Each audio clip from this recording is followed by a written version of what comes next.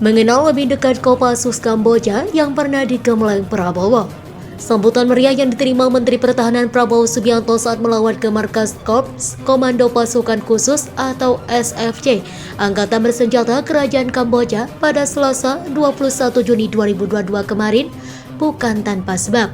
Ternyata para perwira di Korps itu pernah merasakan digembleng oleh Prabowo dan para instruktur lain dari Korps Komando Pasukan Khusus. Dalam kunjungan ke Phnom Penh, Kamboja, Prabowo disambut oleh Wakil Panglima Angkatan Darat sekaligus Komandan Kopassus Kamboja, Legend Chap Beakday.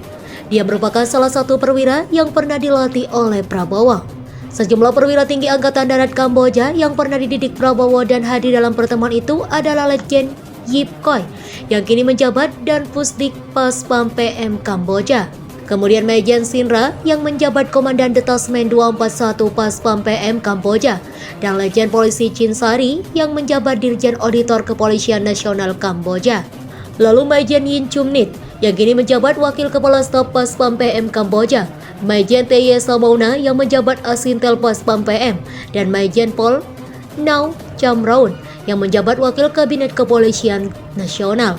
Prabowo dalam reuni tersebut pun menekankan bahwa dirinya selalu menganggap bangsa Kamboja saudara dekat Indonesia dengan ikatan sejarah yang panjang. Kerjasama bilateral kedua negara juga senantiasa terbina dengan baik seiring waktu. Hubungan kerjasama bilateral pertahanan kedua negara sangat penting bagi Indonesia, katanya.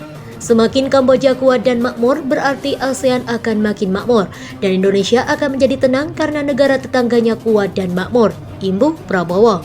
Sejak 1970, kerjasama pertahanan antara Indonesia dan Kamboja sudah dimulai sejak 1970. Saat itu para prajurit dan perwira dari Angkatan Darat Kamboja, terutama Korps Pasukan Khusus yang saat itu masih bernama Resimen 911 dan Pasukan Pengamanan Perdana Menteri berlatih dengan Kopassus.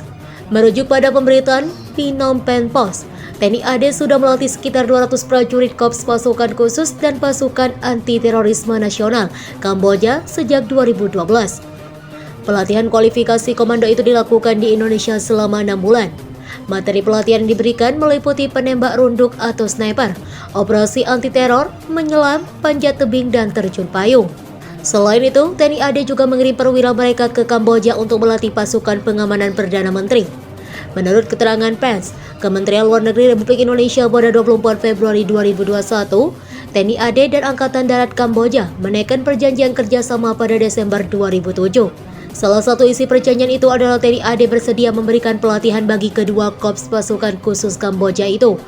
Bahkan menurut rencana tahun ini, akan digelar latihan gabungan antara Kopassus TNI AD dan AD Kamboja. Kopassus Kamboja mempunyai markas komando yang terletak di Taket Mei, Distrik Ansnol, Provinsi Kandal. Jumlah keseluruhan kesatuan itu mencapai 5.000 personil. Mereka dibagi menjadi 7 unit dan 14 batalion.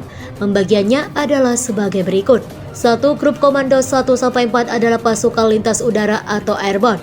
2. Grup Komando 5-9 adalah pasukan pemukul. 3. Grup Komando 10-12 adalah pasukan pendukung. 4. Grup Komando 13 adalah khusus untuk pengawalan. Dan 5. Grup Komando 14 adalah pasukan anti-teror. Para prajurit yang hendak bergabung dengan Kopassus Kamboja harus melewati sejumlah tahapan pendidikan, yaitu 1. Pendidikan prajurit Komando Baret Merah 6 tahap. 2. Pendidikan lintas udara 11 tahap. 3. Pendidikan terjun bebas 3 tahap. 4. Pendidikan selam pernapasan bebas atau SCUBA di Laut Cok 3 tahap.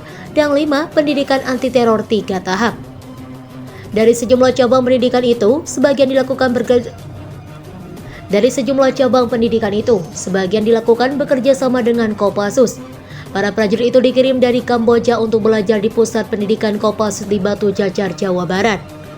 Di sana para prajurit mempelajari teknik terjun payung dan pendaratan. Dengan berbagai metode pelatihan itu, Kopassus Kamboja disiapkan untuk diterjunkan dalam berbagai operasi, yaitu 1. Operasi lintas udara, 2. Operasi serang udara, 3. Pertempuran jarak dekat, 4. Penumpasan pemberontakan, 5. Anti teror, 6. Serangan langsung, 7. Penyelamatan sandera, 8. Intelijen, 9 peperangan hutan, 10 penyerbuan, 11 misi pengintaian, 12 operasi khusus, dan 13 peperangan non-konvensional.